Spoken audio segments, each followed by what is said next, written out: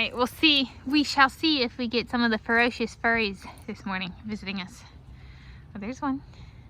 Okay, COVID-19 pandemic chronology video for today, Sunday, 19 March 2023. Doing this one a little earlier.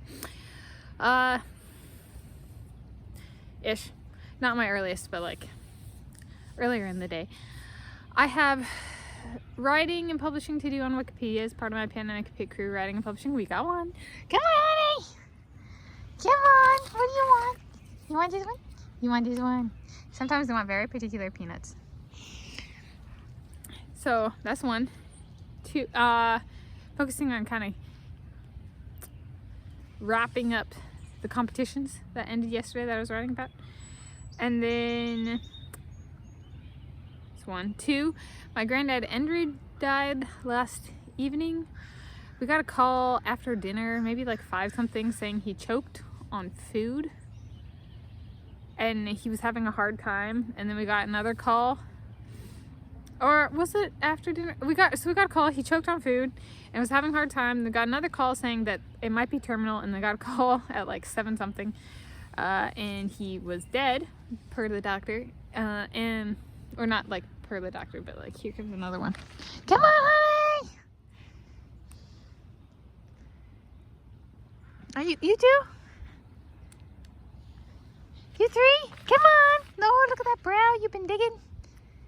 Maybe? Yes, ma'am. And then I got a video filmed and then published. It was within 15 minutes, 20 minutes of me hearing about it from my parents. And then I got that published. And so that's the cause of death, is not being able to recover from choking on food. So choking on food is like where one eats food or something goes down one throat and it blocks the air passage or gets in the throat or gets stuck or something, and then has to come back out because it's like still full. I've choked on like fruit before, after choking on fruit, like in a couple, it's swallowed, like in my case, and then like, you know, the piece of whatever it was, watermelon or something, comes out the same size, and it's just kind of like, that's just, yeah, why?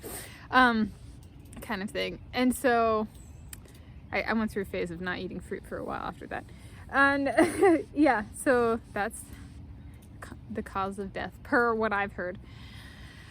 And he was kind of, each of my grandparents, there were of like, not including my step grandmother.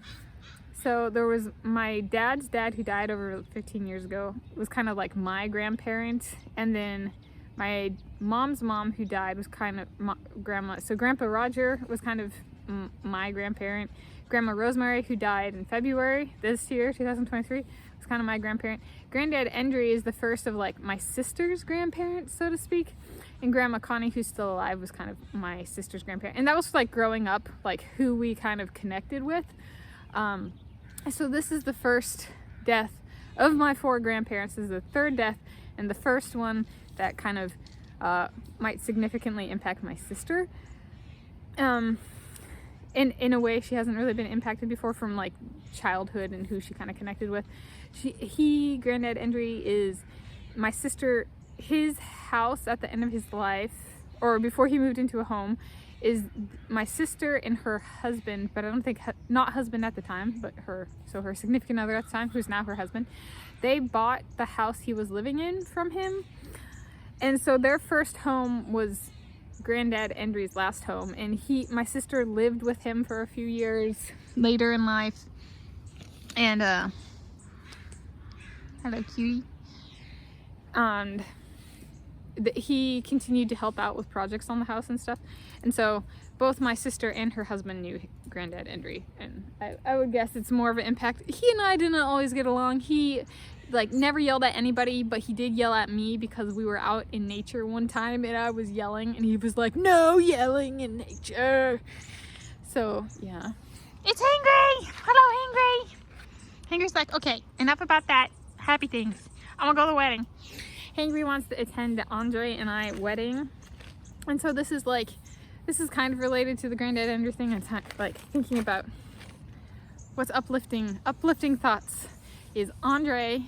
So yesterday, Blotchy Man threw his name in the hat, so to speak, of being in the wedding, And we were, since my parents support Ukraine, and you know, Russia is Andre. Andre is Russian. We get that directionality, right?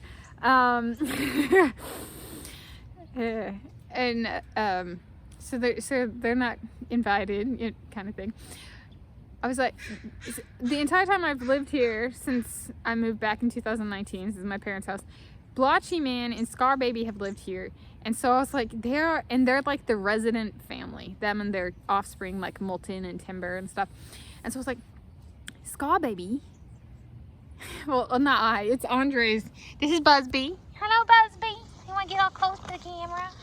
Yeah.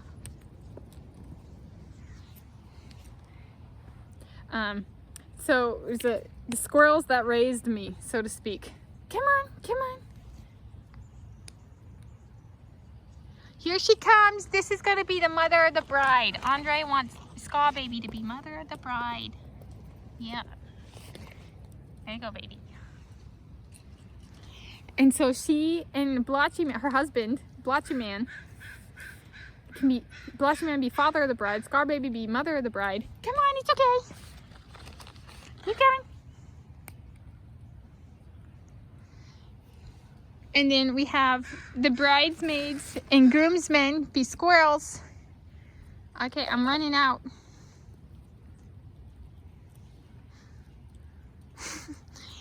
And Pumice would be maid of honor. And then we'd have, you know, the other ones like Long Nose, Timber, Molten, Porky, Pinky. If they're still alive, you know, they'll be bridesmaids. I don't know if, so this is Andre's, where he's at in wedding planning, if we have a public wedding. So if they're alive, they get those roles. And, oh, don't forget about Long Nose. Did I say Long Nose? Is he back? For the last one I have, mother of the bride gets it. Yeah, I'm out. I'm all out. I'm sorry. And, oh, there's one looking at me over there too. Okay, so point being, he's now thinking, he's thinking, because it's his vision for the wedding, whether we put the squirrels on little podiums, like when we're all lined up at the wedding, and then or do each squirrel get like a human spot, and then like take up that much space, or do we put them on podiums together, so there's like 4 squirrels on each podium kind of thing, or do we get humans to hold the squirrels? Like I have a human bridesmaid paired with a human squirrel, a squirrel. She's like, I want to be there. So we got to figure out when then, right? Scar Baby and Blotchy Man. So Scar Baby, maid of honor, not maid of honor, sorry, mother of the bride. Blotchy Man, father of the bride. And that's really fitting because my parents kept them alive before I got here, right? So then it's kind of, they're like my squirrel parents, and my parents love them, kind of thing. So the parents are there through the squirrels. Scar Baby's back. And I like it. And I'm trying to wrap this up because they keep looking for my nuts. Not my nuts, more nuts. I don't have nuts. I gave them all my nuts. Yeah. I see. So Scar Baby, oh, and Blotchy Man walked down the aisle in front of me, and then they maybe like do touching. What squirrels do is they touch noses sometimes. It's like a kiss. So maybe they'll touch noses at the end of the aisle before sitting down or joining me and Andre at the altar, kind of thing. Andre is doing great. Isn't she beautiful? This is Scar Baby, king of the universe. What a cutie.